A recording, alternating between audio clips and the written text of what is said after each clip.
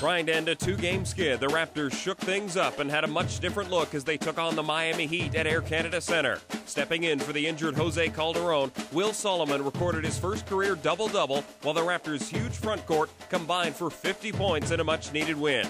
Tonight, Toronto heads back to the building where it all came to an end last spring against Superman and the Orlando Magic. Raptors Magic, this is Game Day.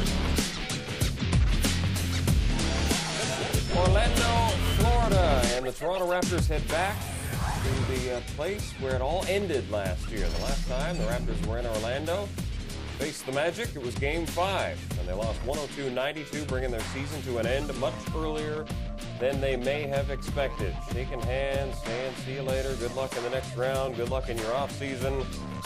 And certainly, as they go into tonight's game with the Orlando Magic with a very different roster. Welcome to Raptors Game Day, everybody. Paul Johnson along with Sherman Hamilton and the coach, Jack Armstrong.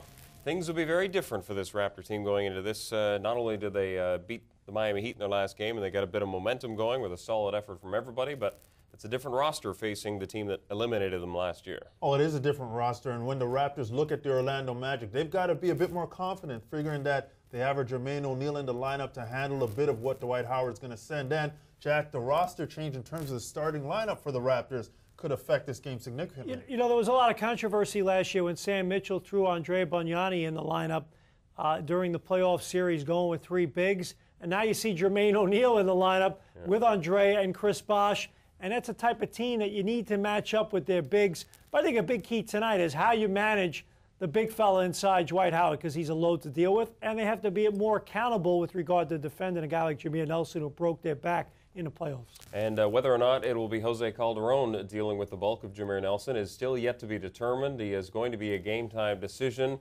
Will Jose Calderon, with that strained right hamstring going into this affair?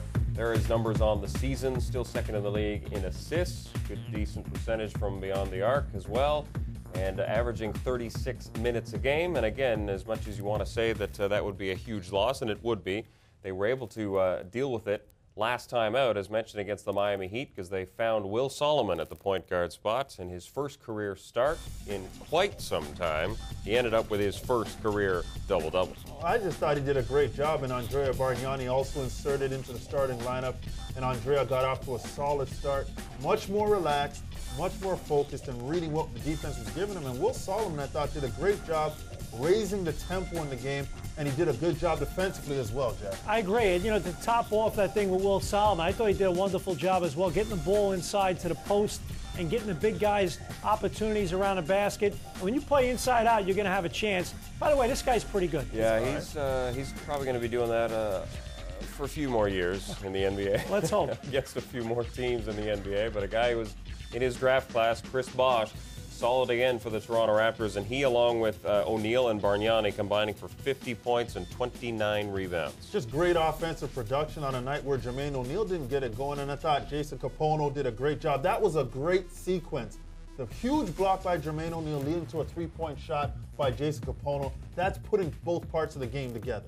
18 rebounds for Jermaine O'Neal in the game. Chris Bosh had 27 points. And how about those rebounds as a team? 52, their highest this season. Before that was just 44. Every other one had been under 30. You know, Sharon, we were chatting about this the other day, and I think a big key for the Raptors, if you had to take a look at the three units, it's like football, offense, defense, special teams, the Raptors, the bigs, the wings, the point guards, what's the best unit on the Raptors? I think it's their four big guys. And I think Bargnani and Humphries, they're two talented young big people, and now you get Humphries coming off the bench. You're going to be a better rebounding team. You're going to shoot a higher percentage, and they did that on Sunday. All right, we're going to talk about the bigs as a whole a little bit later in the show. Let's take the magnifying glass and get it a little bit tighter on Will Solomon and his effort in that game. He started slowly with the shot, hitting only 2 of his first 5, but he did end up with 6 assists in that first quarter. Well, that's figuring it out, and that lineup change really helped Will Solomon. It was pretty obvious that he had to get the ball inside with the 3 big guys on the floor, but Will Solomon did a good job of really taking his offensive opportunities in a timely manner. After the ball goes inside, after everybody else has their look, he's knocking down those shots, and that's what you want. You want him to play within himself, and I think Will Solomon defensively is doing a great job in the sense that he's pushing up on point guards, he's initiating the defense earlier in the shot clock, and that helps to build the walls of defense behind him. So I like the tempo he adds on the defensive side of the ball as well. So does that make what Will did in the last game make it an easy decision on Jose Calderon as far as whether or not Sam Mitchell well, I mean, from a short-term perspective, yes. I mean, from a long-term perspective, thank goodness Jose's injury isn't serious. Would I feel comfortable with Will Solomon, Roka Ukic in a 20-25 game stretch as my lead guards? And the answer is no. Do I think that those guys can handle it for a few games? Yes. Do I think they can give the Raptors 15, 18, 20 minutes a night when needed as backup point guards? Absolutely, and particularly Will Solomon. He's more experienced, has a little bit more savvy. And Sherb, you touched on it earlier about Will Solomon. The Raptors, I think it was 28 points in fast break points in their first 8 games, and they had 14 on Sunday. Why?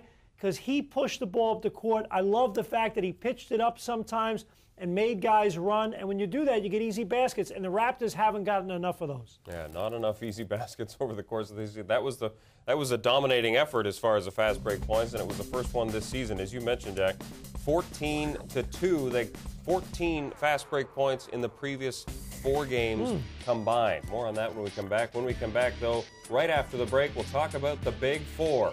And by big, we mean big in size and big in stats when we come back on Raptors Game Day.